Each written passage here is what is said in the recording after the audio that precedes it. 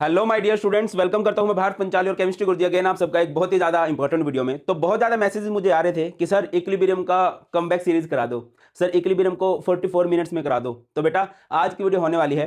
Equilibrium तुम्हें बहुत मुश्किल लगता है, बट मैं गारंटेड बोलता हूँ इस वीडियो के बाद तुम्हें मुश्किल नहीं लगने वाला है। सारे के सारे कंसेप्ट सिंपल वे में और इसके इंपॉर्टेंट क्वेश्चंस भी करवाए जाएंगे। हाँ, अगर आप ये चाहते हो कि इसका डिटेल वन शॉट है 2-3 घंटे का तो कमेंट कर देना, अदरवाइज ये 44 मिनट्स की थ्योरेटिकल वीडियो आपकी बहुत हेल्प कर देगी, मजा आ जाएगा इसमें। तो चलिए स्टार्ट करते हैं हमारे चैप्टर को। और इस लेक्चर के जो भी नोट्स है, नोट्स दिखाई दे रहे होंगे आपको, ऐसे ही सुंदर सुंदर नोट्स, हैंड रिटन नोट्स मैंने पूरी क्लास में यूज किए हैं, वो आपको फ्री ऑफ कॉस्ट मिल जाएंगे हमारे टेलीग्राम चैनल पर। भारत पंचाल सर के नाम से टेलीग्राम पर चैनल है, उसको ज्वाइन कर लेना, वहां पर आपको फ्री नोट्स मिल जाएंगे। तो चलिए स्टार्ट करते हैं।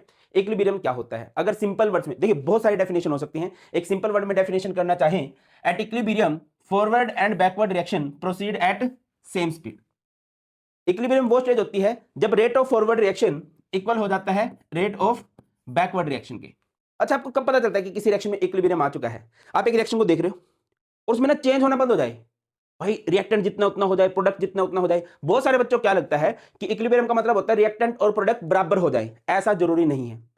रिएक्टेंट कम ज्यादा हो सकता है, प्रोडक्ट कम ज्यादा हो सकता है, बट यस इक्विलिब्रियम की स्टेज पे वो फिक्स हो जाता है। जितना रिएक्टेंट है उतना ही रहेगा, प्रोडक्ट जितना है वो उतना ही रहेगा।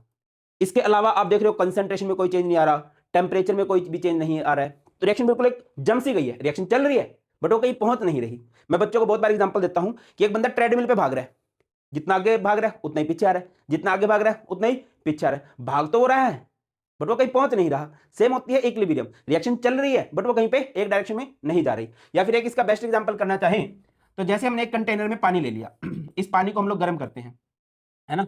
इस पानी को जब हम गर्म करेंगे तो ये लिक्विड स्टेट में है, लिक्विड स्टेट को हम लोग मान लेते हैं रिएक्टेंट, और जब ये इवेपोरेट होगा, वेपर बनेंगे, तो ये क्या हो जाएगा? ये बन जाएगा प्रोडक्ट। इनिशियली क्या होगा? रिएक्टेंट से प्रोडक्ट बनेगा, फिर क्योंकि कंटेनर बंद है दोबारा से लिक्विड बन जाएगा, चलता जाएगा। एक टाइम ऐसा आएगा जितनी स्पीड से ये वेपर बना उसी स्पीड से पानी कुछ चेंज होना बंद हो जाएगा। इक्विलिब्रियम उसी स्टेज को कहते हैं कि रिएक्टेंट से प्रोडक्ट बनता जा रहा है बट कुछ चेंज नहीं आ रहा, प्रोडक्ट से दोबारा रिएक्टेंट बन जाता है भाई, है ना। अब कैरेक्टरिस्टिक्स क्या होते हैं इक्विलिब्रियम के? आप किसी भी जगह पर इक्विलिब्रियम देखो तो वहां पे आपको क्या क्या खास बात देखने को मिलेगी। पहली बात, जब भी इक्विलिब्रियम आता है वो डायनेमिक इन नेचर होता है। डायनेमिक का मतलब क्या होता है? रिएक्शन चलती रहनी चाहिए, अगर रिएक्शन रुक गई तो इक्विलिब्रियम डिस्टर्ब हो जाएगा। दूसरी बात, रिएक्शन को हमेशा क्लोज वेसल के अंदर कराया जाता है, पता ना, open system, close system, isolated system, तो इसको क्लोज सिस्टम में करवाया जाता है। At equilibrium concentration of all reactant and product becomes constant. Equilibrium जो होता है वो डायनेमिक इन नेचर होता है। केमिकल इक्विलिब्रियम किसी भी डायरेक्शन से आ सकता है, रिएक्टेंट से प्रोडक्ट जाते हुए या प्रोडक्ट से रिएक्टेंट जाते हुए। At this stage of equilibrium free energy change, जो डेल्टा जी होता है, डेल्टा जी जो होता है वो जीरो हो जाता है भाई, ये बात आप लोग याद रखिएगा। आगे मूव करते हैं, बात करते हैं टाइप्स ऑफ इक्विलिब्रियम की। इक्विलिब्रियम हमारे पास 3 टाइप्स का होता है, मेन फेमस ये दोनों होते हैं बट फिर भी। एक होता है फिजिकल इक्विलिब्रियम, जो फिजिकल स्टेट के बीच में आता है। क्या लिखा गया है? Process which involve physical change only, है ना। सॉलिड से लिक्विड बन रहा है या लिक्विड से गैस बन रहा है। जैसे कि आप लो पानी को, लो पानी को आप 100 डिग्री सेल्सियस पे गर्म करो तो वेपर बन रहे, है ना। उस टाइम पे उसकी दोनों स्टेट एग्जिस्ट करती हैं, लिक्विड स्टेट भी एग्जिस्ट करती है और वेपर स्टेट भी एग्जिस्ट करती है। या फिर पानी को आप फ्रीज करने लगो 0 डिग्री सेल्सियस पे, तो उस टाइम उसकी लिक्विड स्टेट भी है और सॉलिड स्टेट भी है। उसको हम लोग क्या बोलेंगे? क्या बोलेंगे उसको? Physical equilibrium. Process which involve physical change, जिसमें सिर्फ फिजिकल चेंज होता है, जैसे वाटर लिक्विड से गैस स्टेट में बन रहा है। इसके अलावा केमिकल इक्विलिब्रियम क्या होगा? केमिकल इक्विलिब्रियम किसे बोलेंगे? जिसमें कि केमिकल चेंज होगा, है ना भैया, रिएक्टेंट से एक अलग सा प्रोडक्ट बन जाए। जैसे इसमें H2O से H2O है, सिर्फ उसकी फिजिकल स्टेट डिफरेंट है, केमिकल में पूरा केमिकल चेंज हो जाएगा। It is the process which involve chemical change, जिसमें केमिकल का चेंज आए। जैसे कि N2+3H2 गिव्स 2NH3, इसको बोलते हैं अमोनिया। अमोनिया किससे बना है? नाइट्रोजन गैस से एंड हाइड्रोजन गैस से। इक्विलिब्रियम का साइन क्या होता है? ये डबल साइडेड एरो जो होती है, ये वाली, ये वाली। एक होता है ionic equilibrium, physical equilibrium physical state में आएगा, केमिकल इक्विलिब्रियम जिसमें केमिकल चेंज हो, आयनिक इक्विलिब्रियम जिसमें आयंस आ जाए। क्या लिखा गया है? The equilibrium established between the un-ionised molecule, जैसे कि ये हमारे पास अनआयनाइज्ड मॉलिक्यूल है, एंड द आयंस। CH3COOH है, ये ब्रेकडाउन हो जाएगा, CH3COOH हमारा ब्रेकडाउन हो जाता है किसके अंदर? CH3COO negative and H positive के अंदर। तो जो आयंस के बीच में हो, आयंस और अनआयनाइज्ड फॉर्म के बीच में होगा, उसको हम लोग क्या बोलेंगे? आयनिक इक्विलिब्रियम बोल देंगे भाई। आगे बढ़ते हैं। नेक्स्ट हमारे पास होती है रिवर्सिबल रिएक्शन। रिवर्सिबल रिएक्शन एक तरह से आप लोग कह सकते हो इक्विलिब्रियम की ही बात की जा रही है ना। क्या होती है reversible reaction? A reaction in which the reactant and product reactant are formed back by the reactions of product with each other. क्या है? A reaction in which the reactants are formed back by the reaction of product with each other, जिसमें क्या होता है reactant दोबारा से बन जाते हैं। जब प्रोडक्ट रिएक्ट करते हैं तो रिएक्टेंट दोबारा से बन जाती है, एक रिएक्शन दोनों डायरेक्शन में चल रही हो। ये जो रिवर्सिबल रिएक्शन होती है ना बहुत स्लो होती है, बहुत ही स्लो होती है, ठीक है। जैसे कि एग्जांपल दे रखा होगा आपको, CH3COOH ऑर्गेनिक केमिस्ट्री की रिएक्शन है C2H5OH, ये होता है कार्बोक्सिलिक एसिड, ये है अल्कोहल। जब रिएक्ट करते हैं तो हमारे पास एस्टर बन जाता है। ये रिएक्शन क्या है, इक्विलिब्रियम में होती है। N2+3H2 हमने अभी कर लिया। अगली बात करते हैं इरिवर्सिबल। इरिवर्सिबल मतलब सिंगल डायरेक्शन की रिएक्शन, रिएक्टेंट से प्रोडक्ट बना दिया बट प्रोडक्ट से दोबारा रिएक्टेंट नहीं बना सकते। जैसे कि लकड़ी को जला दिया, कोयला बन गया, क्या कोयले को दोबारा लकड़ी बनाया जा सकता है क्या? Obviously note. तो इस तरह की रिएक्शन जिसमें दोबारा से रिएक्टेंट ना बने उसे हम लोग क्या बोलते हैं, irreversible reaction. These are the reaction in which product do not react back to give the reactant, जिसमें प्रोडक्ट रिएक्शन करके रिएक्टेंट नहीं दे सकते। जैसे कि AgNO3 की रिएक्शन कराई गई है NaCl के साथ, ये आयनिक रिएक्शन होती है, बहुत फास्ट रिएक्शन होती है। हमारे पास क्या बन जाएगा, मेटल की जगह मेटल चला जाएगा, है ना। ये क्या बन गया, NaNO3 एंड AgCl। ये हमारे पास कैसी रिएक्शन है, इरिवर्सिबल रिएक्शन होती है। आगे मूव करते हैं। नेक्स्ट अभी हमारे पास टाइप्स ऑफ केमिकल इक्विलिब्रियम। सबसे पहले हमारे पास है होमोजेनियस। होमोजेनियस का मतलब क्या होता है, सेम, जिसमें सेम फिजिकल स्टेट हो। जैसे कि 2SO2 प्लस O2 से हमारे पास बन गया 2SO3। बट अगर आप इनकी फिजिकल स्टेट देखो, ये गैसियस स्टेट में है, ये गैसियस स्टेट में है, और ये भी हमारे पास गैसियस स्टेट में है। अगर फिजिकल स्टेट सेम रहती है तो उसे हम लोग बोलते हैं होमोजेनियस इक्विलिब्रियम। हेटेरोजेनियस इक्विलिब्रियम क्या होता है, reactant and product are present in 2 और मोर देन 2 फेसेस। मतलब इसमें सिर्फ एक फेस है, सिर्फ एक फिजिकल स्टेट है, इसमें अलग अलग फिजिकल स्टेट होगी। हेटेरो का मतलब होता है डिफरेंट। जैसे कि कार्बन प्लस वाटर है, इससे हमारे पास क्या बन गया, कार्बन मोनोऑक्साइड एंड हाइड्रोजन। ये सॉलिड स्टेट में है, ये किस स्टेट में है, वाटर लिक्विड स्टेट में भी होता है, गैसियस स्टेट में भी होता है, ठीक है। इससे हमारे पास ये दोनों गैसियस स्टेट। अब देखो ना, फिजिकल स्टेट अलग अलग हो गया कि नहीं, सॉलिड एंड गैसियस। एक से ज्यादा फिजिकल स्टेट है तो वो हमारे पास क्या होता है, हेटेरोजेनियस इक्विलिब्रियम होता है, सॉरी हेटेरोजेनियस इक्विलिब्रियम होता है। इस चैप्टर में बहुत इंपॉर्टेंट होता है लॉ ऑफ केमिकल इक्विलिब्रियम, ये बहुत इंपॉर्टेंट है और इस चैप्टर में बार बार ये यूज होगा। एक बार देख लेते हैं। At a given temperature the product of concentration of reaction product raise to the power respective stoichiometric coefficient divided by product of concentration of the reactant raise to the respective stoichiometric coefficient. समझ तो नहीं आएगा मैंने क्या बोला है, मैं simple words में समझाने की कोशिश करता हूं। जैसे कि हमारे पास एक रिएक्शन है AA गिव्स BB। आप लोगों को बोला गया इसका इक्विलिब्रियम कांस्टेंट लिखो, तो हमेशा क्या लिखा जाएगा, ऊपर की तरफ होगा प्रोडक्ट का कोफिशिएंट, बाय में होगा रिएक्टेंट एंड रिएक्टेंट का कोफिशिएंट। क्या है प्रोडक्ट यहां पर, B, मोलर कंसंट्रेशन। बेटा इस ब्रैकेट को कहा जाता है कंसंट्रेशन ब्रैकेट। क्या बोलते हैं इसको, कंसंट्रेशन ब्रैकेट या फिर एक्टिव मास ब्रैकेट कहते हैं इसे। रेज टू द पावर इसका कोफिशिएंट, बाय में रिएक्टेंट। रिएक्टेंट क्या है, A, raise to the power इसका कोफिशिएंट। कोई भी एक रिएक्शन हो सकती है, जैसे कि पीछे हमने लिख रखी है AA plus BB gives CC plus DD। हमें इसका KC लिखना है। KC का मतलब होता है इक्विलिब्रियम कांस्टेंट। कैसे लिखा जाएगा भाई, प्रोडक्ट क्या है, C and D, raise to the power their coefficient small c small d, by में reactant, molar concentration of reactant क्या है A and B, raise to the power इनका कोफिशिएंट क्या है, स्मॉल a स्मॉल b। इस तरह से किसी भी रिएक्शन का इक्विलिब्रियम कांस्टेंट लिखा जा सकता है। आगे बढ़ते हैं। जो हमारा इक्विलिब्रियम कांस्टेंट है KC, किसी भी रिएक्शन के लिए, अगर हम रिएक्शन के साथ पंगे लेंगे ना तो उसकी वैल्यू भी चेंज हो जाएगी। सर क्या कहना चाह रहे हो, बात समझ में नहीं आई, मैं समझाने की कोशिश करता हूं। जैसे कि हमारे पास एक रिएक्शन है हमारे पास एक रिएक्शन है AA गिव्स BB, है ना। मैंने यहां पे इसकी KC की वैल्यू निकाल ली। KC क्या होगा, प्रोडक्ट बाय रिएक्टेंट, B की पावर B, A की पावर A। अगर मैं इस रिएक्शन को उल्टा कर देता हूं, इस रिएक्शन को हमने उल्टा कर दिया, ये क्या हो गया, BB एंड AA। देन जो नया इक्विलिब्रियम कांस्टेंट होगा वो भी उल्टा हो जाएगा पहले वाले के। तो इसको मैं क्या लिख सकता हूं बेटा, 1/KC। Getting my point. अगर मैं इस रिएक्शन में को मल्टीप्लाई कर देता हूं, मैंने इसको मल्टीप्लाई कर दिया किसी भी नंबर से, मैंने मान के चलो कर दिया 3AA गिव्स 3BB। देन जो हमारा नया इक्विलिब्रियम कांस्टेंट होगा KC डबल डैश। KC क्या लिखा था हम लोगों ने, B की पावर B बाय A की पावर A, तो ये KC है। अब क्योंकि आपने इसका कोफिशिएंट बढ़ाया है, कोफिशिएंट किस में चला जाता है, कोफिशिएंट किस में चला जाएगा, पावर में चला जाएगा। गेटिंग माय पॉइंट और नॉट। आप रिएक्शन के साथ जो भी पंगे लोगे वो सेम पंगे किसके साथ लिए जाएंगे, इक्विलिब्रियम कांस्टेंट के साथ। रिएक्शन को उल्टा कर दिया तो नया इक्विलिब्रियम कांस्टेंट भी उल्टा हो जाएगा। अगर आपने किसी नंबर से मल्टीप्लाई किया है तो क्या होगा, पावर में वो नंबर चला जाएगा। इस तरह के क्वेश्चन बहुत सारे आते हैं, वो देख लेंगे हम लोग। आगे मूव करते हैं। चलो आपके सामने क्वेश्चन आ ही गया। The following concentration were obtained for the formation of NH3 from N2 and H2 at equilibrium at 500 Kelvin। जहां पर आपको N2 की कंसंट्रेशन दे रखी है, कितनी दे रखी है बेटा, 1.5 × 10 की पावर -2 मोलर। H2 की कंसंट्रेशन आपको दे रखी है, कितनी दे रखी है 3.0 इंटू 10 की पावर -2 मोलर। एंड NH3 की कंसंट्रेशन आपको दे रखी है, कितनी दे रखी है भाई 1.2 इंटू 10 की पावर -2 मोलर। हमारे पास रिएक्शन क्या होती है N2 plus 3H2 gives 2NH3। अब यहां से अगर आप इसका इक्विलिब्रियम कांस्टेंट लिखोगे, Kc लिखोगे, Kc कैसे लिखा जाएगा, प्रोडक्ट बाय रिएक्टेंट, प्रोडक्ट क्या है NH3 की पावर 2 बाय में रिएक्टेंट क्या है, इधर आ जाएगा N2 एंड H2। कुछ गलती कर रहा हूं बेटा, ये रिएक्शन है ना पावर में चला जाता है, इसका कोफिशिएंट पावर में चला जाता है। तो NH3 की कंसंट्रेशन कितनी दे रखी है आपको, ये दे रखी है 1.2 इंटू 10 की पावर -2। N2 की कंसंट्रेशन कितनी दे रखी है 1.5 इंटू 10 की पावर -2। H2 की 3 है तो इसको मैं क्या लिख दूंगा 3.0 10 की पावर -2, 3.0 10 की पावर -2। अब बोलो तो एक मुश्किल काम मैं कर दूं या सब कुछ खुद कर लोगे, सब कुछ खुद कर लोगे तो कर लो। फाइनल आंसर क्या आ जाएगा 1.06 इंटू 10 की पावर 3।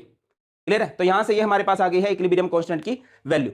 इक्विलिब्रियम कांस्टेंट की जो वैल्यू आती है उससे आप रिएक्शन की डायरेक्शन प्रेडिक्ट कर सकते हो कई बार। कैसे देखो, अच्छा एक सेकंड, हमारे पास एक ये आ गया equilibrium constant in gaseous reaction, gaseous system.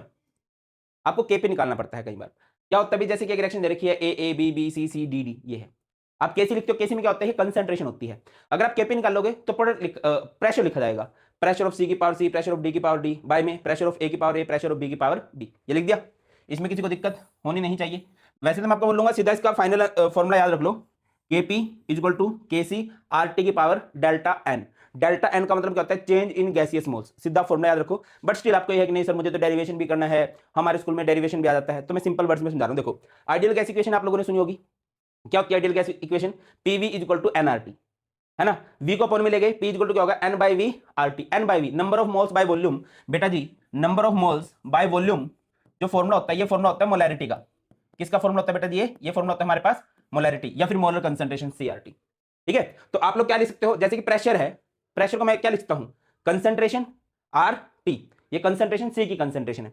इधर प्रेशर ऑफ डी का फॉर्मूला क्या हो सकता है, concentration of D R T. Concentration of, यहां पर प्रेशर ऑफ ए है, concentration of A R T की power A, concentration of B R T की पावर बी। समझ में नहीं आई बात। देखो जैसे कि मेरे पास एक रिएक्शन है A plus B gives C plus D. मैंने बोला इसका केपी का एक्सप्रेशन दे दो। आप केपी का एक्सप्रेशन क्या दोगे, क्या होगा इसका केपी का एक्सप्रेशन, प्रेशर की फॉर्मूला है ना, प्रेशर ऑफ सी की power C, pressure of D की power D. Product by reactant होता है ना बेटा, प्रेशर ऑफ ए की power A, pressure of B की पावर बी। ये तो चलो मैंने केपी का एक्सप्रेशन दे दिया। अब दूसरी बात पे आते हैं कि according to ideal gas equation, ideal gas equation आपको क्या बोलती है, आइडियल गैस इक्वेशन बोलती है आपको दैट पीवी इक्वल टू होता है एनआरटी। पी इक्वल टू क्या हो जाएगा n by we RT. N by we number of moles by volume is concentration, concentration R T. ये कंसंट्रेशन किसी की भी हो सकती है। यहां पर मैं लिख देता हूं पी, प्रेशर ऑफ सी का फॉर्मूला क्या हो जाएगा, concentration of C R T की power C. Pressure of D का फॉर्मूला हो जाएगा concentration of D R T की पावर डी बाय में concentration of A R T की पावर ए। इधर concentration of B R T की power, बेटा ये है ना सब में आर टी आ रहा है, इधर कंसंट्रेशन है तो ये कंसंट्रेशन लिखता जा रहा हूं। अगर आप इस बात को ध्यान से देखो तो सब में क्या चीज कॉमन है, R T R T R T R T. क्या लिख सकता हूं मैं, सी की पावर सी, डी की पावर डी। ये आर टी की पावर सी, आर टी की पावर डी, यानी कि मैं क्या लिखता हूं आर टी की पावर सी प्लस डी। और इधर क्या ए की पावर ए, बी की पावर बी, आर टी की पावर ए और यहां से बी, ए प्लस डी। ये सारे का सारा जो फॉर्मूला है, सी की पावर सी, डी की पावर डी, ए की पावर ए, बी की पावर बी, ये किसका फॉर्मूला है बेटा, ये फॉर्मूला होता है हमारे पास किसका, केसी का। और ये आर टी की पावर सी प्लस डी, आर टी की पावर ऊपर जाके माइनस ए माइनस बी हो जाएगा, तो यहां पर मैं आर टी की पावर डेल्टा एन लिख सकता हूं क्या, ये सारा तो केसी हो गया। आर टी की पावर सी प्लस डी प्रोडक्ट के कोफिशिएंट है, में से जब रिएक्टेंट के कोफिशिएंट माइनस कर दोगे तो ये क्या आ जाएगा हमारे पास, ये हमारे पास आ जाएगा डेल्टा एन। यही लिखा है, मैं आपको रिकमेंड करूंगा आप इसका फाइनल फॉर्मूला याद रखो, Kp equal to Kc R T की पावर डेल्टा एन। अगर आपको कभी भी ये डेल्टा एन निकालना हो तो कैसे निकाला जा सकता है, जैसे कि H2 plus I2 gives 2HI। ये भी गैसेस फॉर्म में है, ये भी गैसेस फॉर्म में है, ये भी गैसेस फॉर्म में है। आप इसका डेल्टा एन निकाल लो, चेंज इन गैसेस मोल्स निकाल लो। कैसे निकाल लोगे, प्रोडक्ट के कितने हैं 2, रिएक्टेंट का 1 एंड 1, तो ये क्या हो जाएगा 2 -1 -1 इज 0। जैसे कि एक रिएक्शन है N2 plus 3H2 gives 2NH3। ये गैसेस फॉर्म में है, ये गैसेस फॉर्म में है, ये बेटा आपको सिर्फ गैसेस फॉर्म लेनी होती है। अगर गैसेस फॉर्म में नहीं है तो उसके मोल्स काउंट नहीं होते।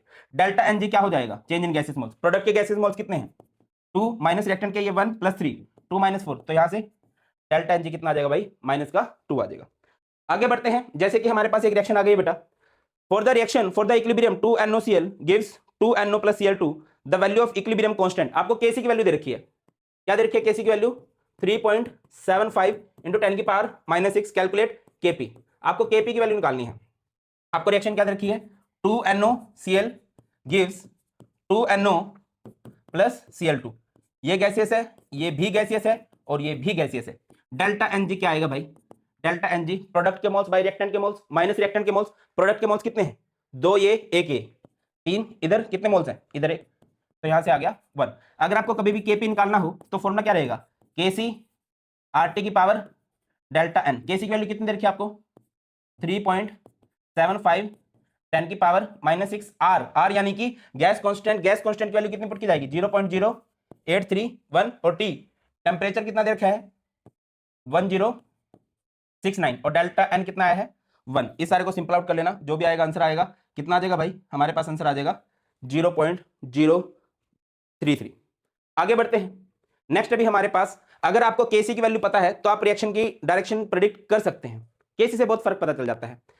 अगर आपकी कभी भी केसी की वैल्यू ज्यादा है 10⁻³ से तो प्रोडक्ट बहुत ज्यादा बन चुका है, प्रोडक्ट बहुत ज्यादा बन चुका है। और जब प्रोडक्ट बहुत ज्यादा बन चुका है reaction proceed nearly to completion. भैया रिएक्शन में रिएक्टेंट से बनता है प्रोडक्ट, और अगर प्रोडक्ट बहुत बन गया रिएक्टेंट बहुत कम रह गया यानी कि रिएक्शन खत्म होने वाली है।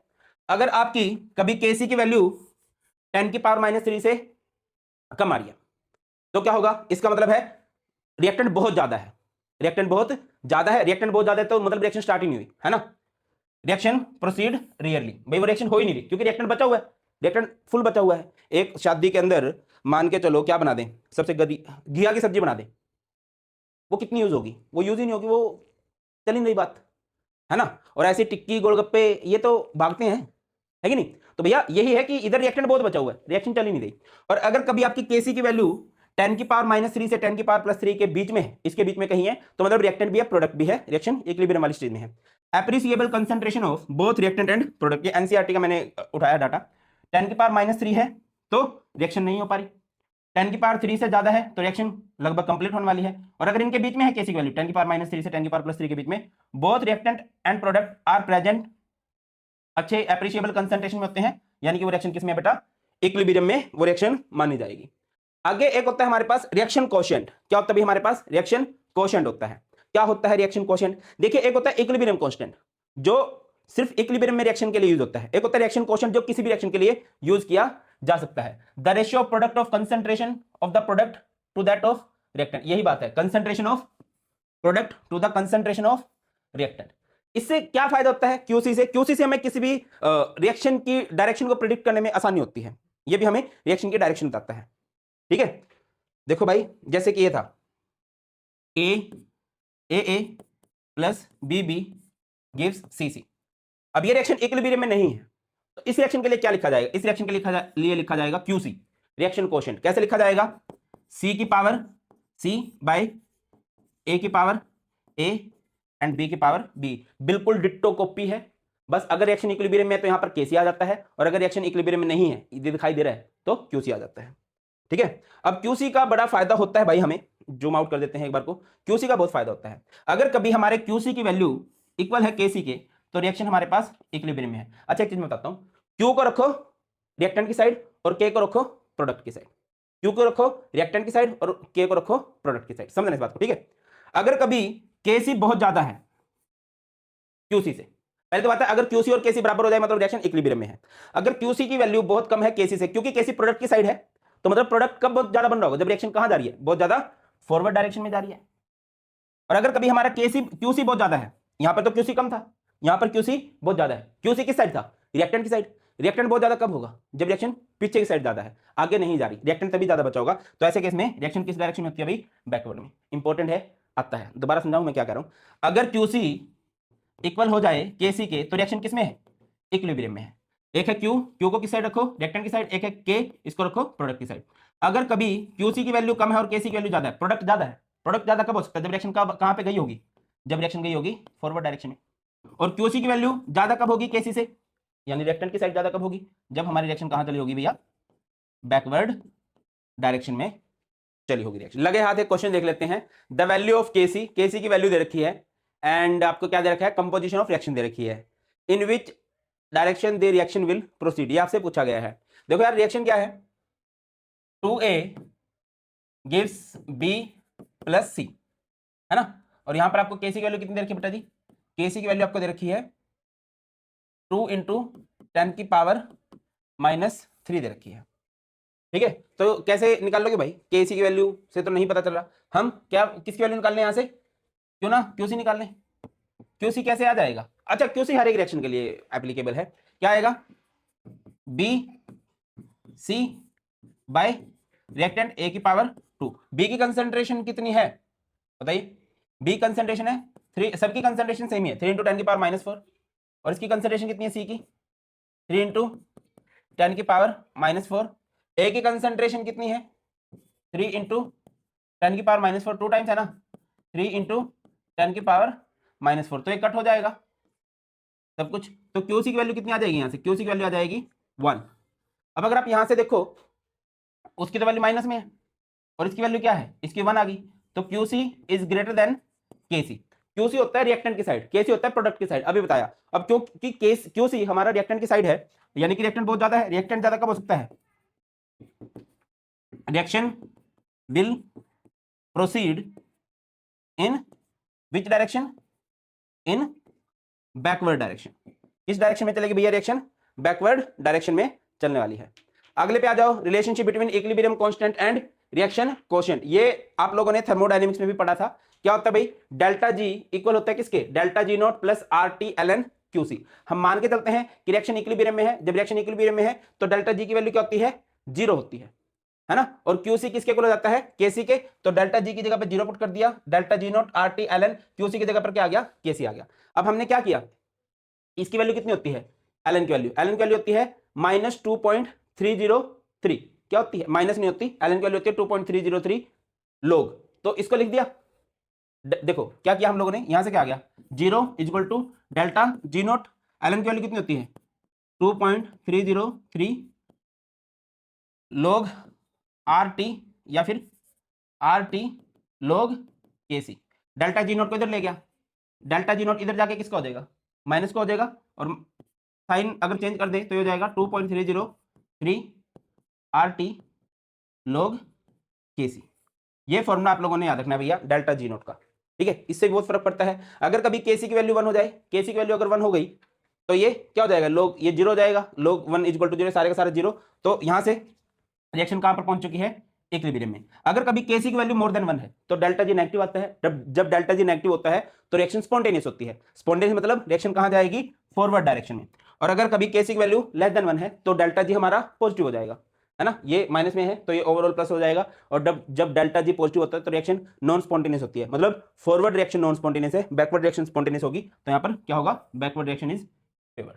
गेटिंग माई पॉइंट और नोट बेटा, याद कर लोगे, डेल्टा जी किसके इक्वल होता है, delta G naught plus R T L N Q c. Equilibrium में क्या होगा, ये 0 हो जाएगा, और क्यूसी किसके इक्वल हो जाएगा, केसी के इक्वल हो जाएगा। अब केसी की अलग अलग कंडीशन मान के हम लोगों ने रिएक्शन को बता दिया है। आगे बढ़ते हैं, नेक्स्ट आता है भाई हमारे पास इस चैप्टर का सबसे इंपॉर्टेंट टॉपिक, जिससे श्योरली क्वेश्चन आएगा ही आएगा, ली चैटलियर प्रिंसिपल। ली चैटलियर प्रिंसिपल क्या होता है कि एक रिएक्शन इक्विलिब्रियम में है, चल रही है, इक्विलिब्रियम में चलती रहेगी, बट अगर मैं उस रिएक्शन से थोड़े बहुत पंगे लूंगा ना तो उसका इक्विलिब्रियम डिस्टर्ब हो सकता है, ठीक है, उस रिएक्शन का इक्विलिब्रियम डिस्टर्ब हो जाएगा। क्या है, if a system in equilibrium is subjected to a change of concentration, temperature, pressure और addition of catalyst, the equilibrium shift in direction so as to undo the effect of change impose. अगर कोई reaction equilibrium में है और उसमें मैं कुछ change करूं, change in concentration, change in temperature, change in pressure, change in volume, change in catalyst, addition of catalyst, कुछ भी करूं, कैटलिस्ट से वैसे फर्क नहीं पड़ता, बाकी जितने भी चेंजेस होंगे तो रिएक्शन किसी एक डायरेक्शन में शिफ्ट हो जाएगी, सो दैट उसके ऊपर जो चेंज लगाया जा रहा है उसका फर्क कम से कम पड़े। मैं आपको एक एग्जांपल दे रहा हूं, जैसे कि आप पढ़े हुए हैं, आराम से पढ़े हुए हैं, है ना, आजकल सर्दियों का टाइम है, एकदम से ठंड लगेगी तो क्या करेंगे, उस साइड रजाई डाल देंगे, है ना। और अगर कभी मान के चलो गर्मी होती है तो गर्मी से एकदम से हम ठंडी जगह जाने की कोशिश करते हैं। सेम एक रिएक्शन है, इक्विलिब्रियम में है, उस पर हमने चेंज लगाया तो वो उस चेंज को पसंद नहीं करता, वो किसी एक डायरेक्शन में शिफ्ट मार जाएगा, या तो फॉरवर्ड या फिर बैकवर्ड। तो सबसे पहले हम फर्क पढ़ रहे हैं किसका भाई, कंसंट्रेशन का। बिल्कुल बेटा सिंपल वर्ड्स में मैं आपको समझा दूंगा, समझने की कोशिश करना। अगर कभी भी, अच्छा ऐसा समझना, अगर कभी भी रिएक्टेंट की कंसंट्रेशन बढ़ाई तो फ्लो इस तरह से होगा, इस तरह से याद रखना, जिस तरह से मैं बता रहा हूं 5 मिनट लगेंगे, पूरा इक्विलिब्रियम मस्त समझ में आ जाएगा। अगर कभी रिएक्टेंट की कंसंट्रेशन बढ़ाई तो फ्लो इस तरफ होगा, रिएक्टेंट से प्रोडक्ट की तरफ, फॉरवर्ड रिएक्शन। अगर कभी प्रोडक्ट की कंसंट्रेशन बढ़ाई तो फ्लो इस तरफ होगा, इस तरह से फ्लो होगा, तो बैकवर्ड। अगर कभी रिएक्टेंट की कंसंट्रेशन कम कर दी, प्रोडक्ट की ज्यादा है, फ्लो हायर टू लोअर रहता है। अगर कभी प्रोडक्ट की कंसंट्रेशन कम कर दी, गेटिंग माय पॉइंट और नॉट, देखो अगर कभी आप रिएक्टेंट की कंसंट्रेशन बढ़ाओगे तो रिएक्शन कहां पर जाएगी, रिएक्शन जाएगी फॉरवर्ड, फॉरवर्ड। अगर कभी रिएक्टेंट की कंसंट्रेशन कम कर दी, बैकवर्ड। अगर कभी प्रोडक्ट की कंसंट्रेशन बढ़ा दी, प्रोडक्ट की कंसंट्रेशन बढ़ा दी, तो रिएक्शन कहां पे जाएगी भाई, बैकवर्ड। और अगर कभी प्रोडक्ट की कंसंट्रेशन कम कर दी, प्रोडक्ट की कंसंट्रेशन कम कर दी, तो रिएक्शन कहां पर जाएगी, फॉरवर्ड। ये बातें आपको भी समझ में आ जाएगी, 2-3 एग्जांपल समझाऊंगा ना तो मैं समझ में आ जाएगी। फॉर एग्जांपल एक रिएक्शन है N2 + 3H2 gives 2NH3। मैंने यहां पर H2 की कंसंट्रेशन बढ़ा दी, तो बताओ भैया क्या होगा, रिएक्टेंट की कंसंट्रेशन बढ़ा दी, फ्लो प्रोडक्ट की साइड होगा, तो कौन सी रिएक्शन होगी भैया, ये हमारे पास रिएक्शन हो जाएगी फॉरवर्ड रिएक्शन। कौन सी रिएक्शन हो जाएगी, फॉरवर्ड रिएक्शन। अगर आप कभी भी टेम्परेचर बढ़ाते हो, टेम्परेचर का क्या फर्क पड़ेगा, देखो टेम्परेचर का इफेक्ट समझने के लिए आपको देखना पड़ेगा रिएक्शन एक्सोथर्मिक है एंडोथर्मिक है। एक्सोथर्मिक किसे कहते हैं, जिसमें हीट रिलीज होती है, जिसमें हीट रिलीज होती है, जिसमें जो डेल्टा एच होता है वो नेगेटिव होता है। एक होती है एंडोथर्मिक, एंडोथर्मिक जिसमें हीट एब्जॉर्ब होती है, जिसमें हीट की रिक्वायरमेंट होती है, जिसमें डेल्टा एच क्या रहेगा, पॉजिटिव रहेगा। समझना, अगर एक एक्सोथर्मिक रिएक्शन है जिसमें से हीट ऑलरेडी बाहर निकल रही है, अगर आप उसका टेम्परेचर बढ़ाओगे तो ये उसके लिए फेवरेबल कंडीशन है कि नॉन फेवरेबल कंडीशन है। गर्मियां है, गर्मियों में कितने बच्चे हीटर के पास बैठते हैं, ऑब्वियसली किसी का दिमाग सनका हुआ एक अलग बात है, अदरवाइज तो नहीं। तो याद रखिए अगर कोई एक्सोथर्मिक रिएक्शन है जिसमें से ऑलरेडी हीट बाहर निकल रही है, उसको टेम्परेचर नहीं दिया जाता। अगर आपने टेम्परेचर बढ़ा दिया तो रिएक्शन जाएगी बैकवर्ड, और अगर आपने टेम्परेचर कम कर दिया रिएक्शन जाएगी फॉरवर्ड। अगर कोई एंडोथर्मिक रिएक्शन है, एंडोथर्मिक जिसको हीट की रिक्वायरमेंट है, अगर किसी को हीट की रिक्वायरमेंट है उसको आप हीट दोगे, बढ़िया बात है, फेवरेबल कंडीशन है। तो अगर आप टेम्परेचर बढ़ाओगे फॉरवर्ड, और अगर आपने टेम्परेचर घटा दिया तो रिएक्शन कहां पर जाएगी बेटा, बैकवर्ड डायरेक्शन में जाएगी।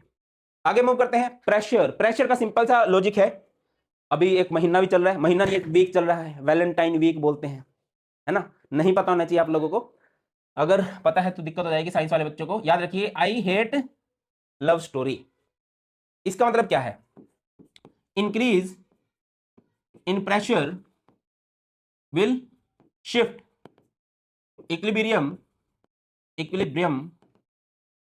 टुवर्ड्स या from higher to lower moles. अगर कभी भी रिएक्शन में प्रेशर को बढ़ाएंगे, आई का मतलब इंक्रीज इन प्रेशर, रिएक्शन को कहां पर लेकर जाएगा, हायर से लोअर मोल्स की तरफ। देखो लिखा गया है अगर आप प्रेशर बढ़ा रहे हो तो कहां पर जाएगी, higher to lower number of moles, और अगर आपने प्रेशर घटा दिया इसका उल्टा केस है, lower to higher number of moles. Catalyst का किसी भी रिएक्शन के इक्विलिब्रियम पे कोई फर्क नहीं पड़ता, रिएक्शन स्पीडली होने लगती है।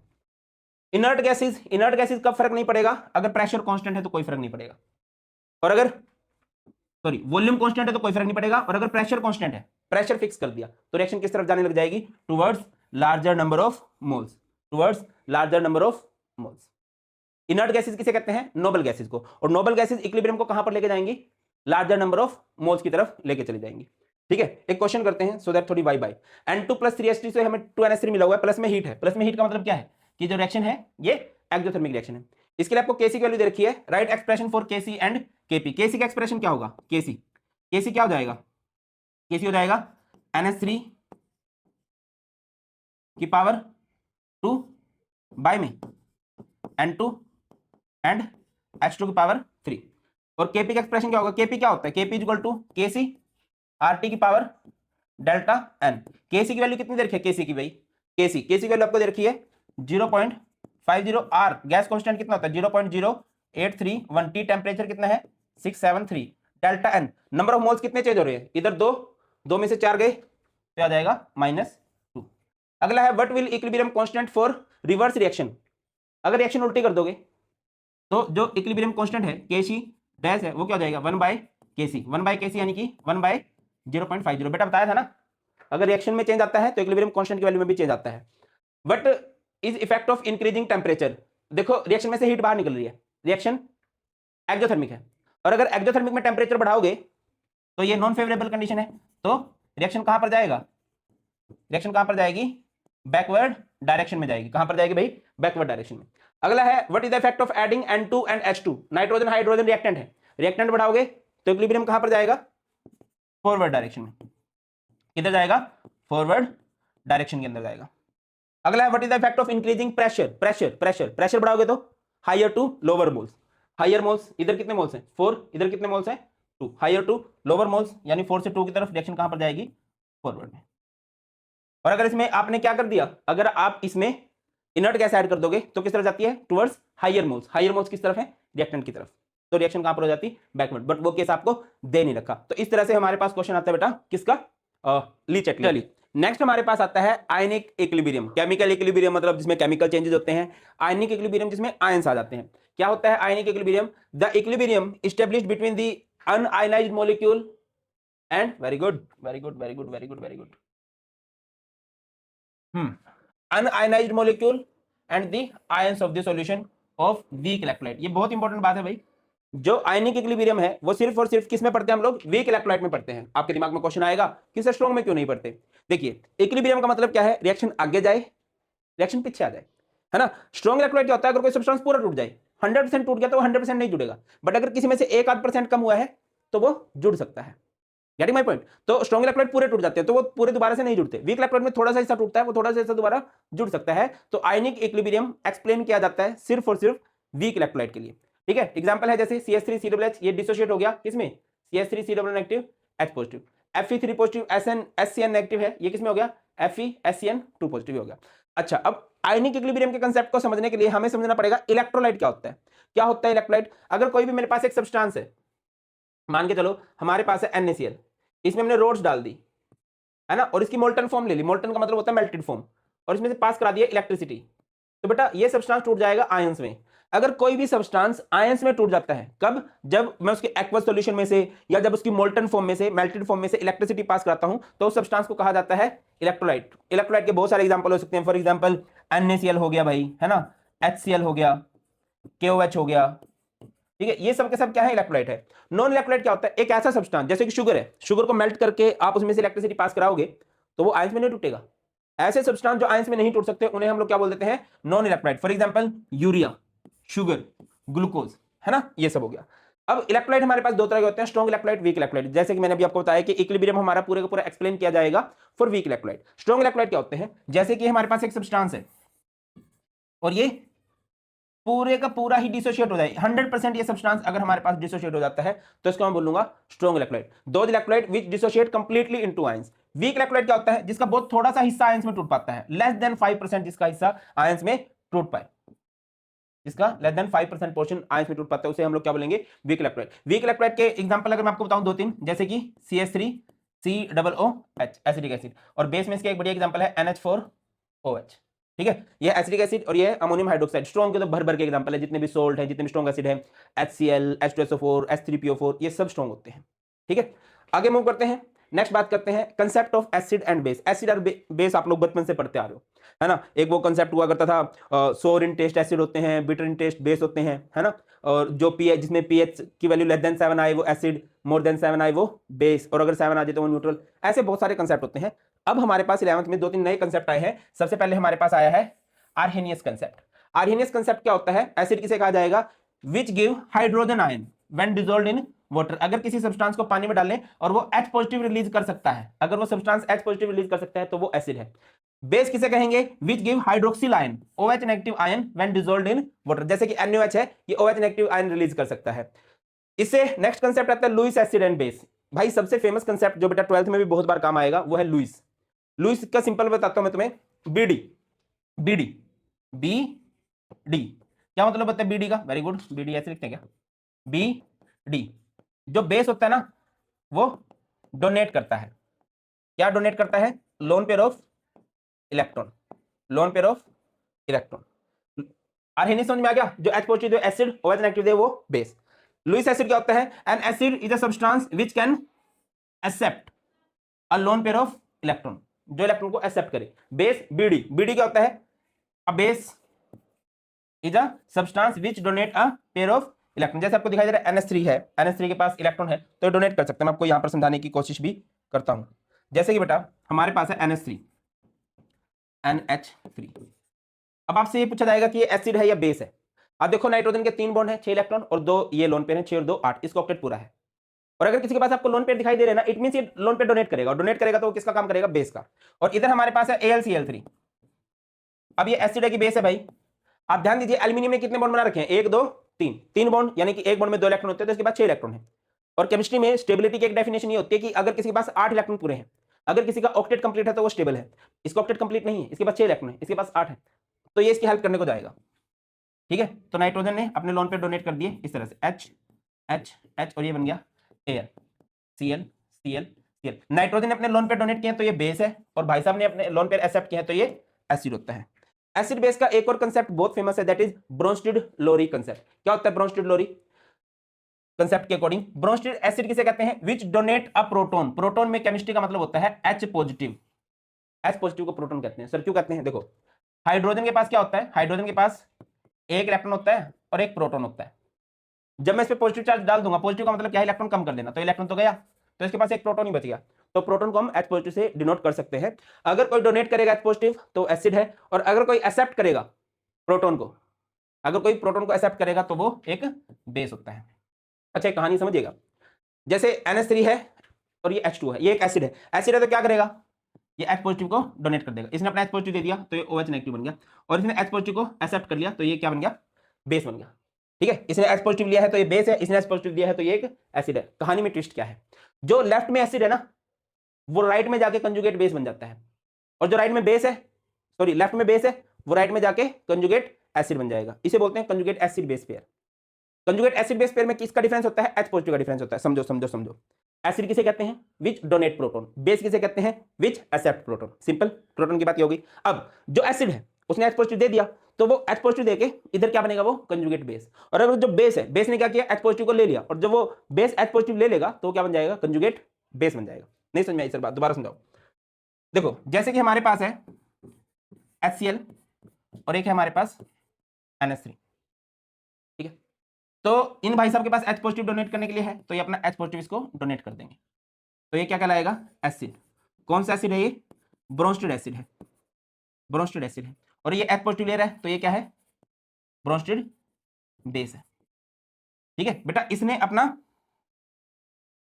H पॉजिटिव डोनेट कर दिया, जब ये डोनेट कर देगा तो क्या बन जाएगा, Cl नेगेटिव, और ये क्या बन जाएगा, NH4 पॉजिटिव। अब समझने वाली बात क्या है, समझने वाली बात ये है कि इसमें से तो H चला गया, अब ये H दे नहीं सकता, अब ये H ले सकता है, ले सकता है, तो ये क्या कहलाएगा, ये कहलाएगा कंजुगेट बेस। क्या बोलेंगे इसको, कंजुगेट बेस। और ये इसके पास तो H पॉजिटिव बहुत ज्यादा हो चुके हैं, H दे सकता है ये, तो ये क्या बन जाएगा इस टाइम, कंजुगेट एसिड। क्या बन जाएगा, कंजुगेट एसिड। एक और बात समझिए, अगर इधर कोई स्ट्रॉन्ग एसिड है तो उसका पेयर जो है वो वीक बेस होगा, और अगर कोई स्ट्रॉन्ग बेस है तो उसका पेयर वीक एसिड होगा, और अगर कोई यहां पर वीक बेस है तो उसका पेयर स्ट्रॉन्ग एसिड होगा। पेयर उल्टे होते हैं। ठीक है, कर्माज वाली बात है, अपने वो क्या बोलते हैं कर्माज में, भाई तुम किसी के साथ बुरा करोगे अगले जन्म में तुम्हारे साथ बुरा होगा, अब तुम पिट रहे हो अगले जन्म में तुम पिटोगे, तो ये एसिड था, H पॉजिटिव दिया, अगले जन्म में H पॉजिटिव लेने वाला बन जाएगा। ठीक है, ये वाला कंसेप्ट है। आगे आ जाओ भाई, कंजुगेट एसिड बेस पेयर क्या होते हैं, these are the pairs of acid and base which differ by a proton only. जैसे एसिड है, एसिड ने H पॉजिटिव दे दिया तो वो क्या बन गया, कंजुगेट बेस। ठीक है, if Bronsted acid is strong then conjugate base is weak. ये बात मैंने बता दी है। एम्फोटेरिक सब्सटेंस क्या होते हैं, जो एसिड की तरह बिहेव कर सकते हैं और बेस की तरह बिहेव कर सकते हैं, जो H पॉजिटिव दे भी सकते हैं, जो H पॉजिटिव ले भी सकते हैं। कैसे कहना चाह रहे हो सर, समझाता हूं। जैसे कि हमारे पास है NH3,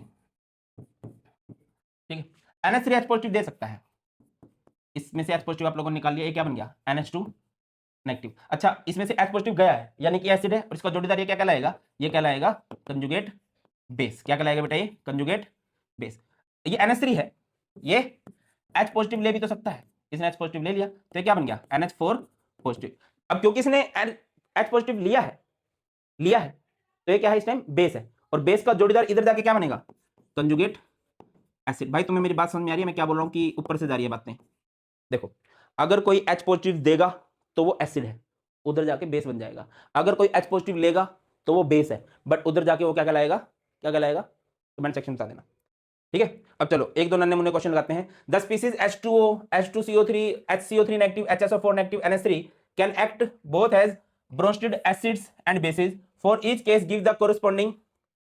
जैसे H2O है, मैं सबके लिए नहीं बताऊंगा, इसके लिए आपको क्या बताना है, इसका कंजुगेट एसिड बताना है और इसका कंजुगेट बेस भी बताना है, कंजुगेट बेस बताना है। देखो बेटा, कंजुगेट एसिड कब बनेगा, जब इसने बिहेव किया होगा एक बेस की तरह, बेस की तरह यानी कि इसने H पॉजिटिव लिया होगा, तो जब इसने, देखो सिंपल सी बात याद रखना, इसमें आपने H पॉजिटिव को प्लस करना है और अगर कंजुगेट बेस बनाना है ना तो उसमें से H पॉजिटिव को माइनस कर देना, क्योंकि बेस कब बनेगा, जब वो पहले एसिड रहा होगा, एसिड में से H पॉजिटिव निकलता है, तो इसमें H पॉजिटिव जोड़ दो, ये क्या बन जाएगा H3O पॉजिटिव, और H2O है, H पॉजिटिव निकाल दो तो ये क्या बन जाएगा OH negative, OH negative.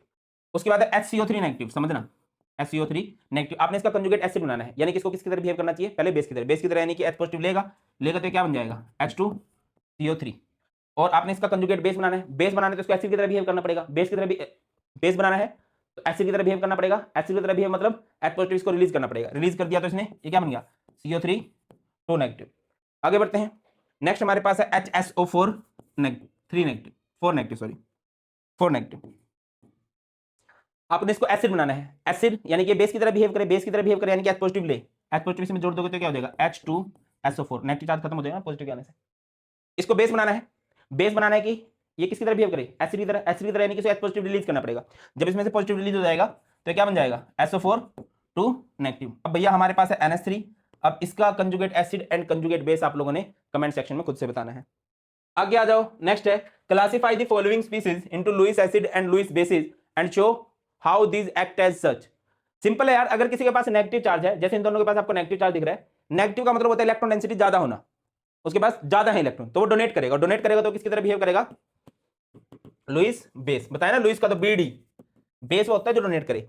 H positive, positive मतलब कमी है तो इलेक्ट्रॉन लेगा लोन पर, तो एसिड है। BCl3 है, BCl3 को अगर आप ध्यान से देखो तो इसके पास क्या है, इसने 3 बॉन्ड बना रखे हैं, 6 इलेक्ट्रॉन, इसके पास भी इलेक्ट्रॉन कमी है तो ये भी इलेक्ट्रॉन लेगा, तो ये दोनों क्या कहलाएंगे, ये दोनों क्या कहलाएंगे बेटा, इन दोनों को हम लोग क्या बोलेंगे लुईस एसिड। इस तरह से हमारे पास एसिड बेस कांसेप्ट से क्वेश्चन। चलिए नेक्स्ट टॉपिक की तरफ बढ़ते हैं, नेक्स्ट है हमारे पास ओस्टवाल्ड डाइल्यूशन लॉ। क्या होता है भैया, it is applicable only to weak electrolyte.